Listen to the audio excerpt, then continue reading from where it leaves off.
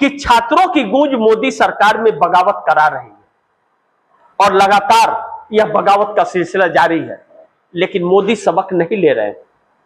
जिस तरह से राहुल आक्रामक हो रहे हैं और सरकार में संकट गहरा गया है,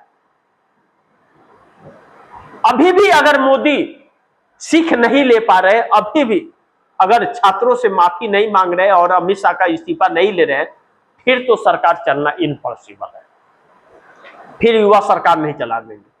मोदी के मजबूरी यह है कि मोदी उन मांगों को नहीं मांग सकते क्योंकि पहले ही संस्थानों को बेच चुके हैं और पैसे उसके लिए ले चुके हैं, तो वह बात मानना हो ही नहीं सकता, सवाल ही नहीं उठता कि बात मान ले, कैसे मानेंगे। इसीलिए आज भी पेपर लीक हो गए। सोचिए, पेपर लीक रुकेगा नहीं, यह तय है जब तक यह सरकार और यह व्यवस्था रहेगी। राहुल गांधी ने पार्लियामेंट में कहा था, जब तक ऊपर से नीचे तक सिस्टम को बदलेंगे नहीं, ना पेपर लीक रुकेगा और ना ही भ्रष्टाचार, क्योंकि सब मिल चुके हैं और यह सरकार उसकी कीमत लेती है। कहते हैं कि भाजपा वाले 40% कमीशन पहले ले लेते हैं, बाद में कोई ठेका देते हैं। करोड़ों बच्चों के भविष्य खत्म हो जाए, इसे कोई फर्क नहीं पड़ता। राहुल गांधी इसी मुहिम को चला रहे हैं छात्रों की गूंज के रूप में।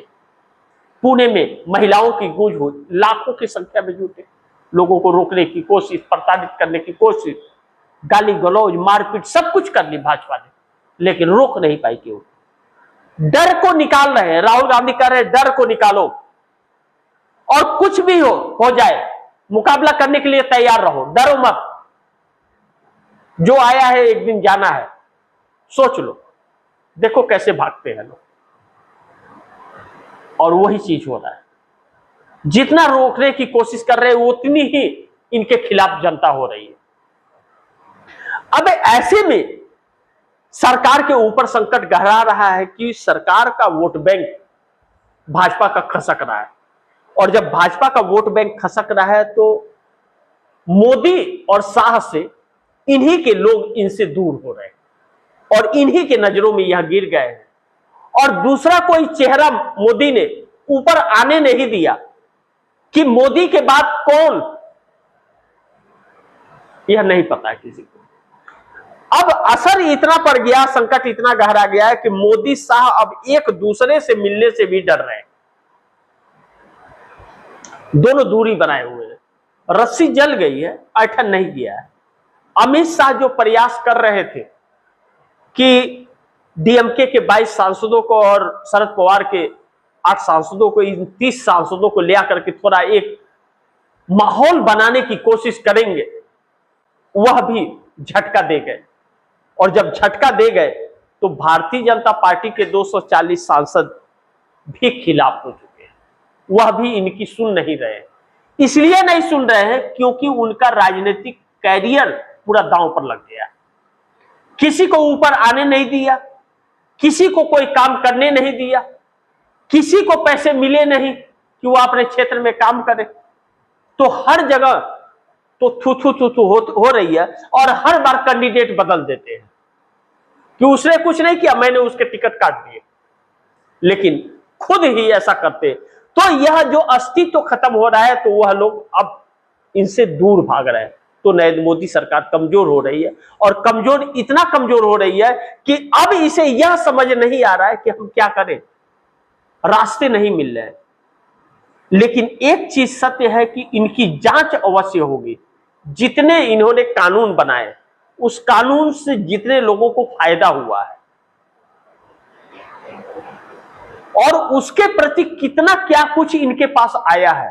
पीएम केयर फंड में कहां से आया इतना पैसा?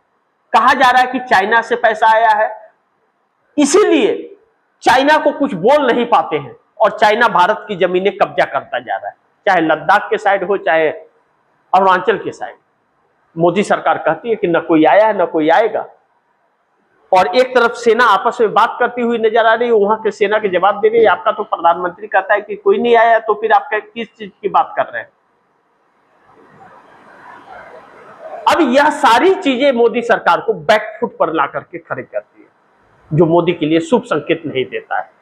ऐसे में 240 सांसद अपने अपने भविष्य को तलाशते हुए मोदी का सरकार का साथ छोड़ते हुए नजर आ रहे हैं। और जब साथ छोड़ते हुए नजर आ रहे हैं तो मोदी अलग थलग अकेले पड़े हुए नजर आ रहे हैं। लेकिन राहुल गांधी लगातार अपने मकसद में कामयाब होते हुए नजर आ रहे हैं और देश के लिए जी रहे हैं और सोए हुए लोगों को उठा रहे हैं।